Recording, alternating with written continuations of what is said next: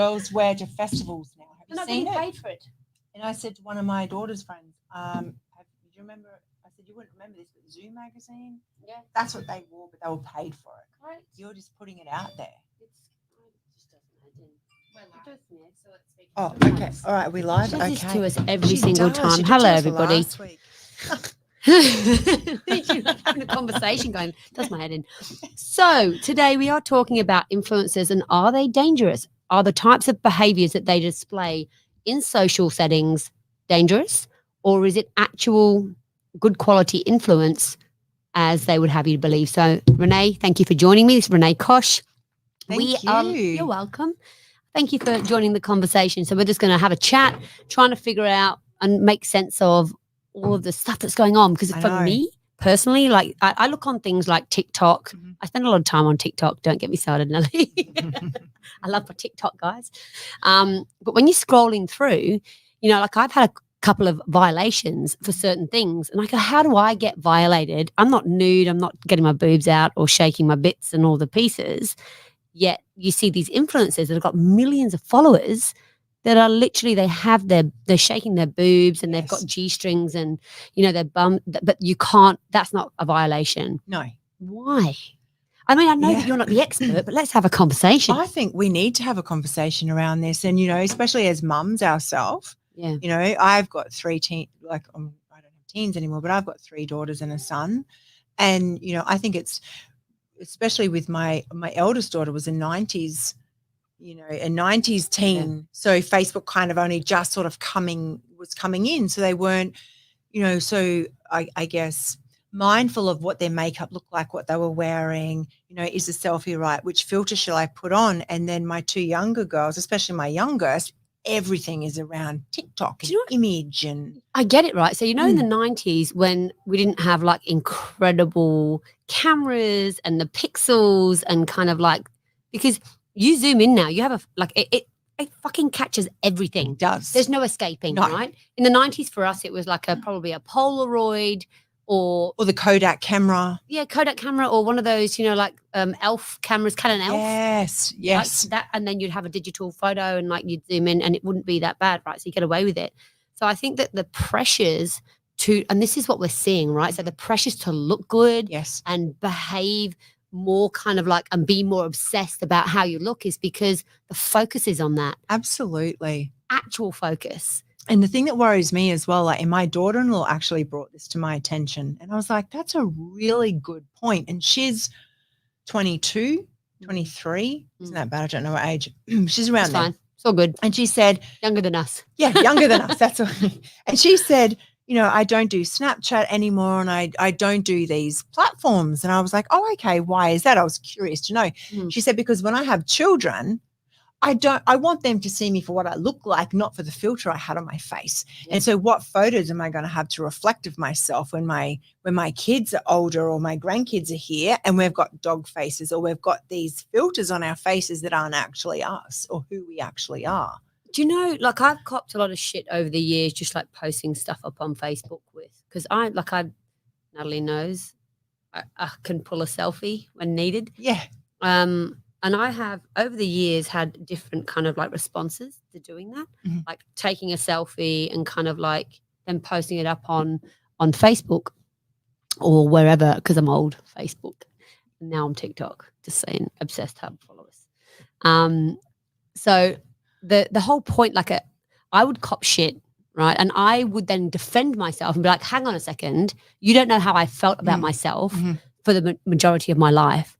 And in a weird, sick way, I was like, I needed that validation. Yes. I've got to put up this photo doing this because there's no way I had that confidence when I just didn't. No. Or that level of, what's the word I'm looking for? It's not confidence, Nat. What is it? Self-esteem. Yeah, no, I had no self-esteem at all. So, but this is the thing. This is the question. Is it self-esteem? Are the influencers that are they actually selling true self-esteem? Yeah. Or are those people in the same space I was? I'm very conflicted. I really am. I am too. And, you know, and I'll admit, right, that as, you know, as a woman, I'm 45 and, you know, I might do one filter which just smooths your face out. but there's filters. Facetune. And I'll be honest, and you look at yourself and you're like, wow, you can see a difference. So I can see how addictive it is and how, you must have a filter on. And I totally get all of that. But do you think it's more the fact that you get triggered by when I see these girls, because I'm actually genuine, we've discussed, I can literally have an opinion about something, and then as I'm talking or having epiphanies about something, I just go, fuck, hang on a second.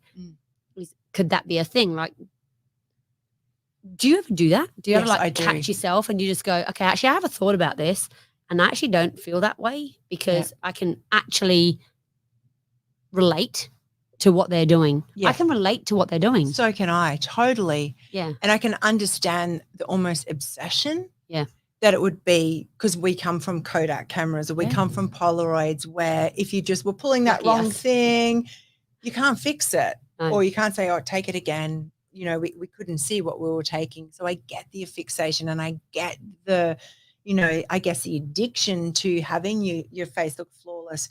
But when there's filters that change the structure of the nose or change the structure of the face, what's that telling our young girls? What's that telling our teens? I want to put it out there and say that I don't think it's about that. I don't think it's about that. I think we've always had the ability to have photos of ourselves and look back at those things. I don't think it's that.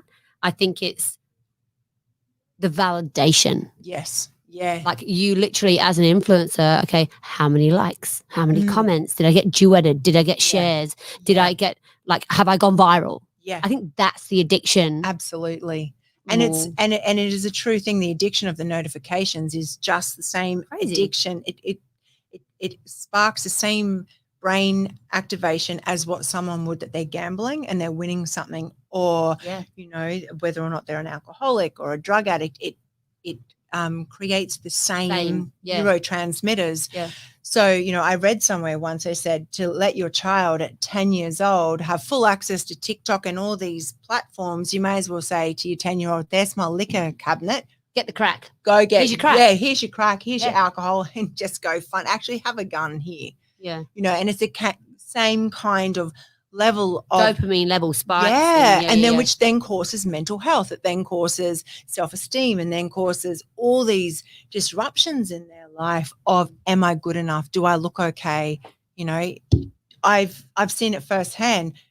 60 selfies later, do I have the shot? So I think, though, the question that I have is when it comes down to, obviously we scroll social media, we see these people, and then we try and emulate it, right? Yes, yeah. So it's not just that we're seeing the Kardashians living this amazing life with these filtered selfies. We're seeing our friends who are only posting photos when they're at the beach with a filter. And I think that's where the problem comes down to. Maybe it's not necessarily influencers. Yeah, this is true. Maybe it is actually the fact that the inability. You can scroll through my Instagram and it looks like I have an amazing life. Do you know what I mean? Because I only post photos when I'm doing something fun. Absolutely. I was just having this conversation this morning with someone else. Yeah. It's you're only seeing them in their joy. But you know what, can I just say on the flip side of that, so that's a really good question. It's a great point, right? On the flip side of that, the influencers that we see subscribe to a particular thing and they're so heavily governed and managed that they won't show you other stuff either. Of course not. But that's what I'm saying. Our friends don't show us either. Yeah. So we're in this world where we kind of we know we can't live the same lifestyle as Khloe Kardashian. What? Speak for yourself. But then we see, our friends, they only post pictures, as I said, when they're at the beach or they're filtered or they're out for dinner or whatever else. Toxic positivity, isn't it? Exactly. That's exactly right. Yeah. But that's what's happening with Karina Irby. So she goes in and out of that kind of sharing or this is actual reality. Here's my cellulite. Here's my stuff and my things. But there is I love Karina Irby and she's a gorgeous, gorgeous girl. But again, you only ever see her post photos at the beach, in a bikini, in a beautiful house. I do want to. That's real. The thing. I want to see, we are multifaceted humans. Totally. We need to see, I want, I have days where, we're raw and real here. And we all have days where you don't want to get out of bed. you're thinking, oh, fuck today, I can't cope.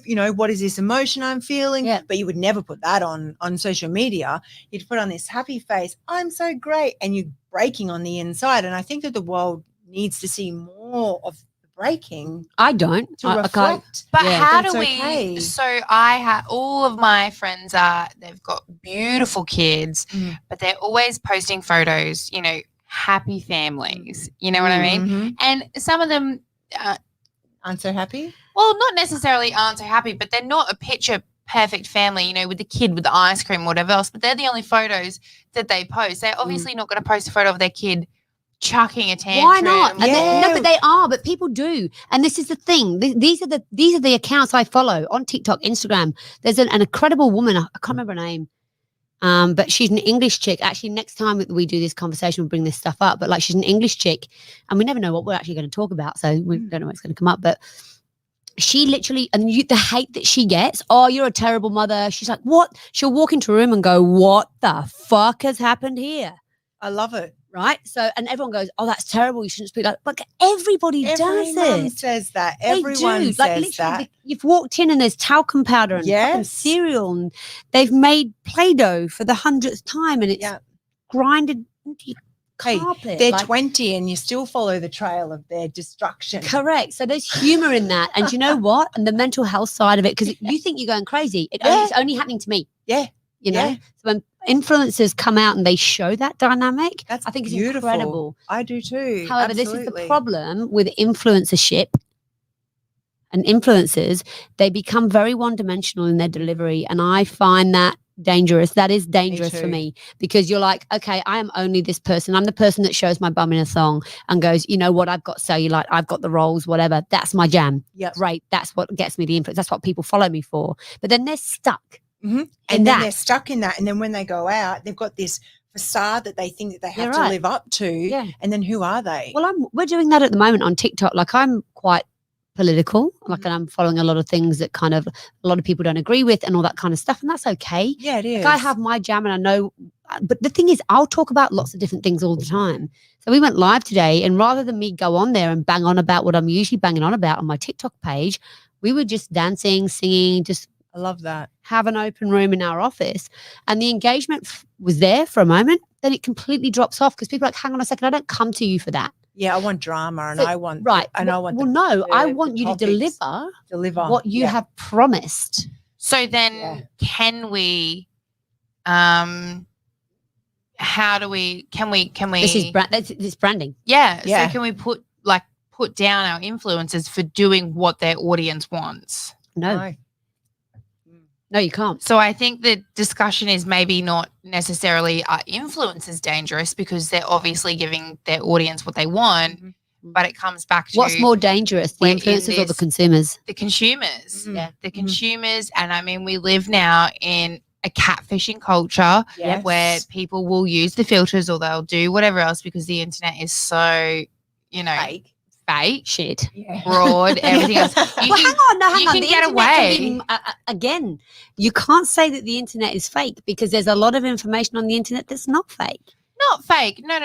But I mean, as far as social media and mainstream media and propaganda and only putting our best foot forward, only giving the people what we want them to see of us. Same as mainstream media does it. They only give, they do it in a way that you think that it's both sides of the story, but it's actually not very one-sided. Yeah. So is this our influencers' fault, or is it the consumer's fault? I think it's both. Yeah. And I think that the influencers need to, when you get to a certain point and you've got like 200 million followers, a million followers, whatever, right? No, I don't know.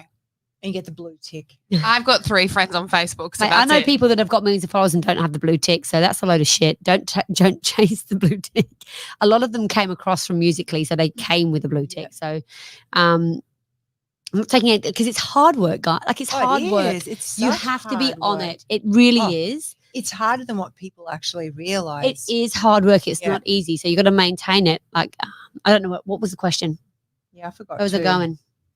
When you have 200 million followers, how do you, the consistency of it is obviously, that's hard work, but we were saying, like, we live in this culture where everyone puts their best foot forward online with their online presence. I've no clue. Can't pick me back up again. I'm done. All right, this is over. Anyway. We out. No, I'm Next thing. Try and do this all the time. I literally flip from one thing to the other. But no, influencers for me, like, I think that we can like circle back around. Like, I think the onus is on both consumers and influencers. I don't think it's that one dimensional. But people do thrive on drama and stuff I love that's bad happen. That's what I'm doing on mine. So good. No one really wants to hear, and I can't quote that. And I can't say no one, but a lot of people don't want to hear happy news. They want to hear drama and bad news, and it's like they thrive on it. This is why we have the TMZ or the Entertainment Tonight or whatever. There's Kim and Kanye getting divorced. So we have been responsible. We can't complain. We're the consumers, and we're the ones that press on the clickbait and follow the links and do the things and the stuff. And if Sarge was here, that would be 10 push-ups, Hayley. Listen, do you want me to get down and do 10 push-ups? 100% I do. Okay, I'll be back. Just hang on. It's my daughter, by the way. She probably could be pizza or something. Oh, hang on. We are doing. Oh, we are filming this. Where's my camera? Yes. I can't get there. Is it on?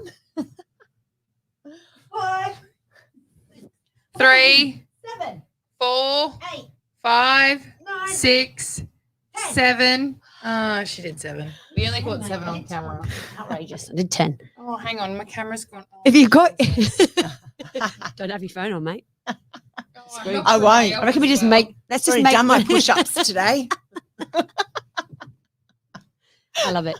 Where were we at before we rudely interrupted? I don't know. Where were we at? Nat? We were talking about... That's our centralisation. She is. Bring us back to the centre. Oh, that's I'm trying to fix you guys up so you are centre. So, no, I think we were just talking about, that we live in a culture where basically influencers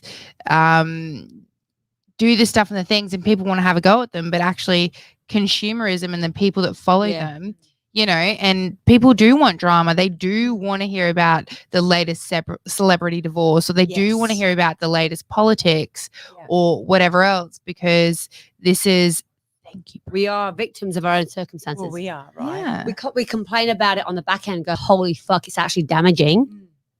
But we enjoyed it while we were eating. But But you know that. It's like eating something so delicious and you're like, fuck, that tastes so good. So like mud cake with cream. Yeah. Or Or the pizza. Don't really want Or that second piece. bag of chips that you shouldn't be eating. Or the chocolate bar. Yeah. Or the 2 a.m. chocolate covered licorice. It's so I think good. it's like How good watching it was. Netflix. Hey? So you watch those shows. bullet.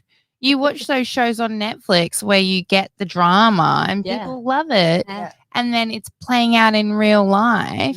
Yeah. You still get that high from being a part of something that is, this is why shows have cult followings and whatever else, because you're a part of something. You feel like it's so real. You kind of become that show. Well, it's like Shameless.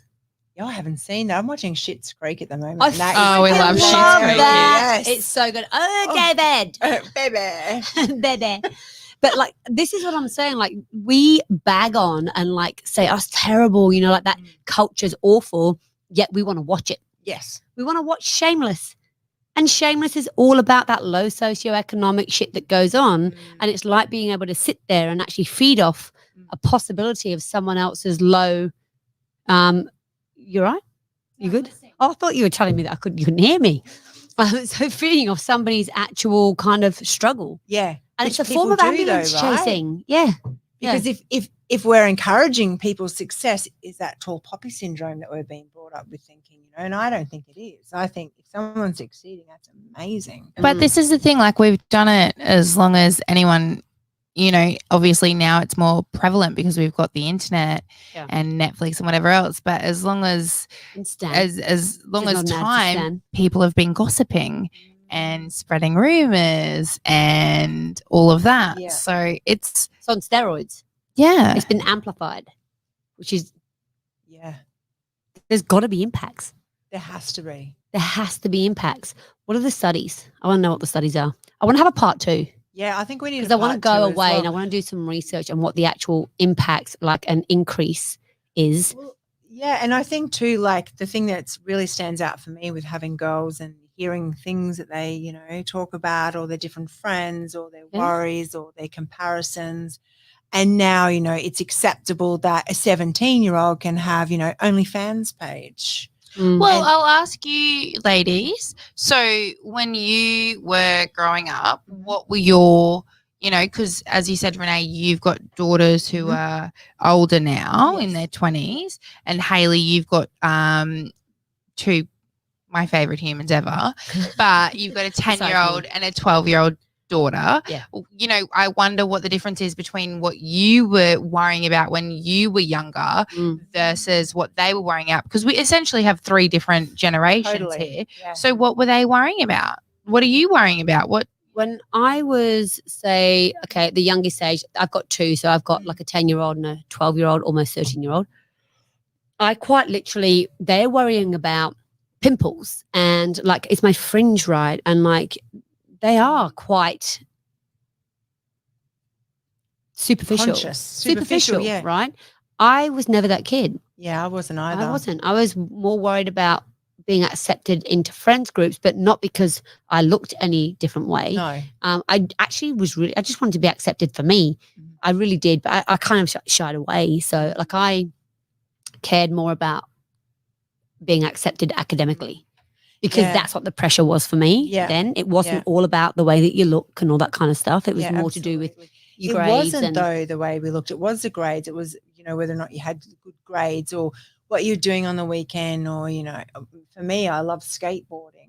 And that it was like so simple in life, although I still had quite a hard life, and I became a teen mum as well. So there's kind of 2 sides to teenage go on, sorry. years for myself. Yeah. You know, I was in fight mode and flight mode at the same time. Constantly. But at the same time, it was quite relaxed. And see, for me, I feel like the difference was when I was in high school, I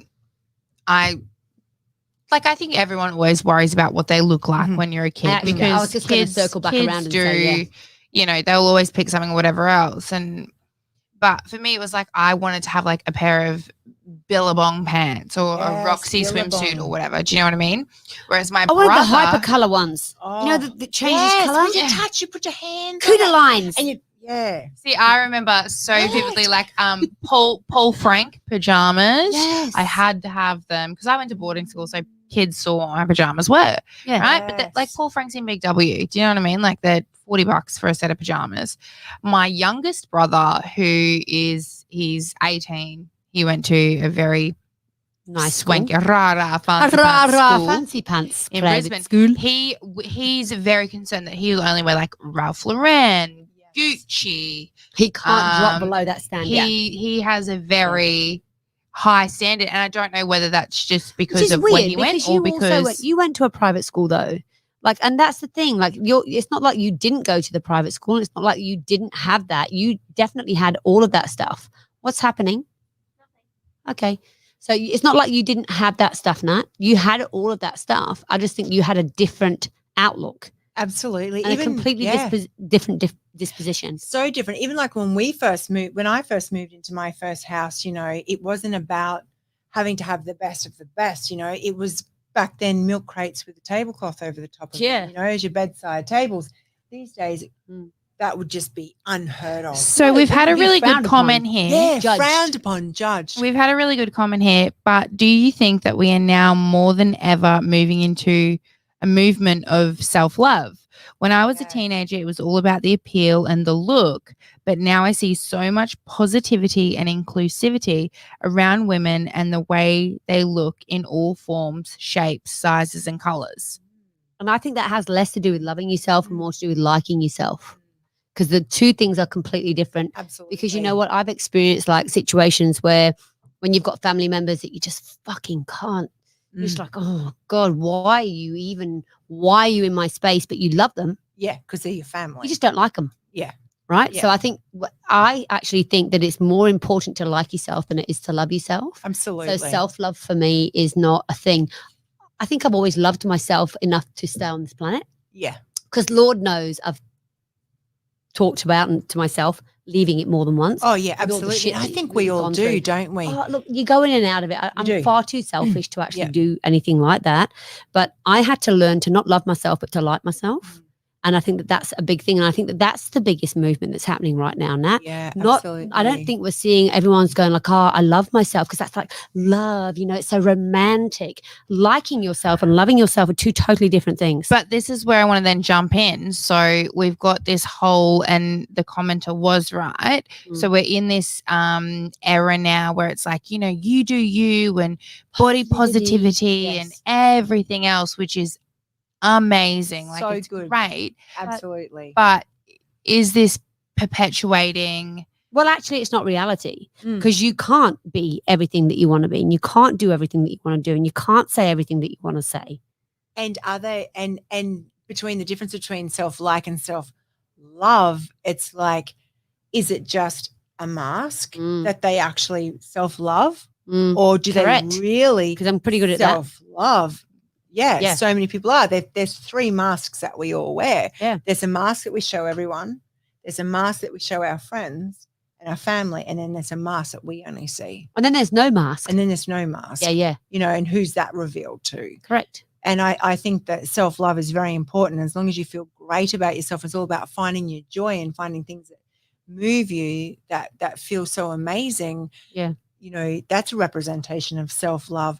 But I think to try and, you know, show your breasts or your bum to get more likes, that's not self-love. That's almost self-validation of, I need people to tell me that my bum's really good. That can be really bad, because you don't. Really bad. And it depends on the person, because we actually don't know who the people are. Yeah, We don't know what their back history is. Yep. I know that when I was doing like a lot of things, like I hated myself for the longest time because of my back history.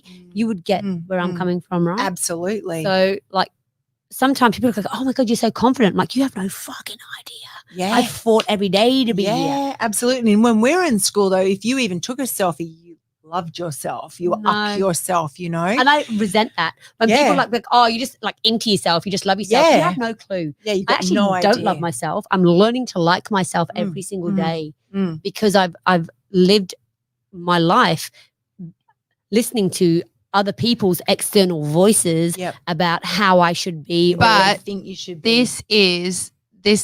This all comes back to, so you post on social media a prerogative or a photo that you might validation like to get validation. Yes. Yeah, I know. And this is where people talk, right? Because they're like, oh, well, she's just up herself. She loves herself. She's got the boobs, the lips, the bum, whatever else. Yeah. And you're specifically saying. You're always constantly trying to find your people. Yeah. That's exactly what people are trying to do. Yeah. And so it's not self-love, it's not self-like, it's self-validation. Self-validation. And if it was genuinely self-like or self-love or whatever else, then why post the photo? 100%. Yes. And it's, you know, and so many people are like, but I'm trying to find myself. I'm trying to connect to who I am. But it's like, if you try to find yourself, you'll be looking forever. You're never going to find yourself. Because it keeps moving. It does. It's like, oh, hang on, I thought I found myself. It's the game you never win. She's gone. It's about creating your identity and the character that you want to be. I think, though, people just need to be proud of who they are. If you post a selfie or whatever else, it needs to be in one of those situations where you just go, do you know what? I fucking love this photo of myself. I took it because I was feeling good. Yep. I feel like I look good, and I'm going to post it on my social media because I feel good about it, right? I like myself. And I love this photo. I might not love myself all the time or whatever else. Do you know what stops people doing that though? Is the trolls, and then it's the judgment. Well, do you know what I do now? I used to like I'd go, oh my God, it's terrible. And I'd respond to them. Now I just go, any troll at all on anything that I post, I just go, thank you so much. Yeah, thank them. Absolutely. Thank you. Thank you. I appreciate you.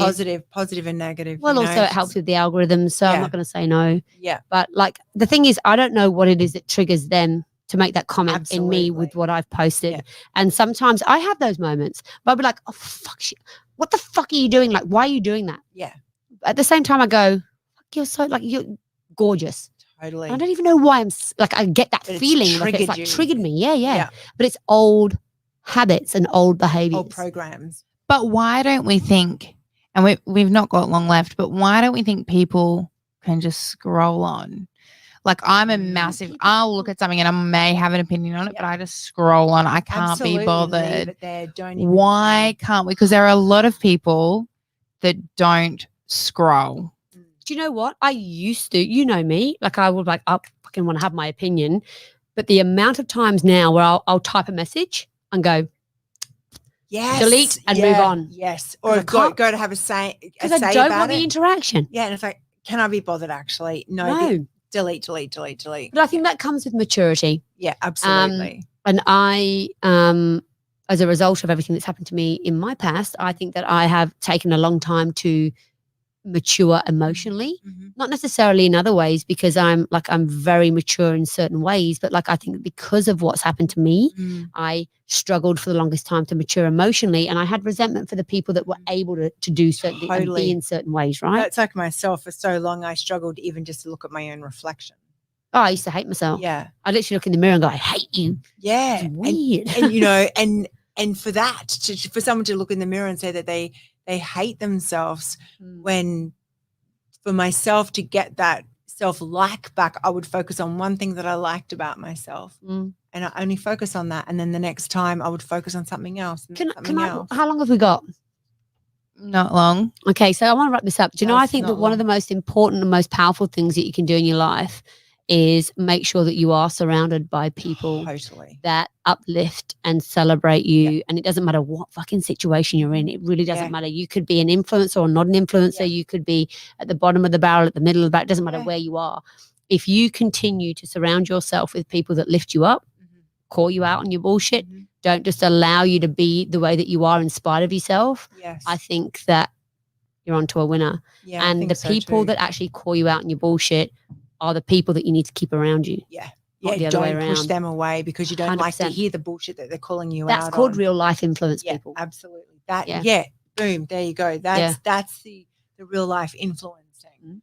Yeah. So I think from this, what we should sort of think about, is it's not necessarily the influencers that are dangerous, but the consumers. Yeah. And you look at your friends' Instagram, Facebook, whatever else, and I have a friend, and they are they're a couple. They're absolutely they're a gorgeous couple. They've just had a gorgeous baby. Is it me? Their life looks it's you, magical. Hayley. They're literally the most attractive people in the world. Me. And I scroll through their Instagram and I'm just like, oh my God, this life, this is amazing. And then I have to bring myself back down to reality and go, actually, I know who they are. I know how hard they work. I know what they do. And I know what they're posting is. It is and beautiful, it's also not but your it's life. And can I? A wise woman once said to me that life is all about taking personal responsibility. Absolutely. And that was very close woman. That was you, Natalie.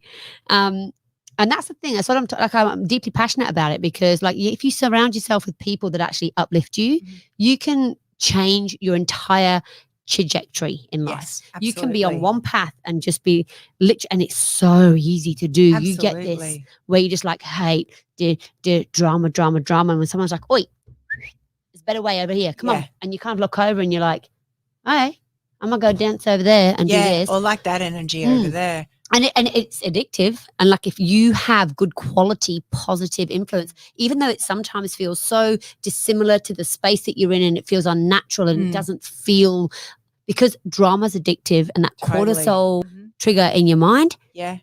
You're like, hang on a second, but I'm used to that. Yeah. And people will make drama even if there is no drama because they like that. A little bit of drama is good. That's why we have the shows and the stuff and the things. Netflix. Right. But an overload of that, it's never good. So I think taking personal responsibility is key. No matter if you're an influencer, a consumer, or anything else. Just anyone. It's about the choices that we make for ourselves. Yeah. And even if it's that 1% every day that we're doing different to up-level ourselves or make ourselves feel better, that 1% is 365% at the end of the year. It is. You look at an aeroplane when it goes to take off, if it wants to go to Brisbane or whether or not it goes to Sydney, it just turns its nose just slightly. Just a But it's smidgen. going so many, 1,000 kilometres away. And so those small little things every day end up this big. Make at a the difference, end. yeah. Yeah, absolutely. Yeah, I love it. Yeah. So good. All right. Yeah. Well, you know what? Thank you. You're welcome. I love our chats. I do too. I like it as well. Yeah, We'll me come up with too. some other stuff to talk Yeah. about. But for now, peace out. Yeah.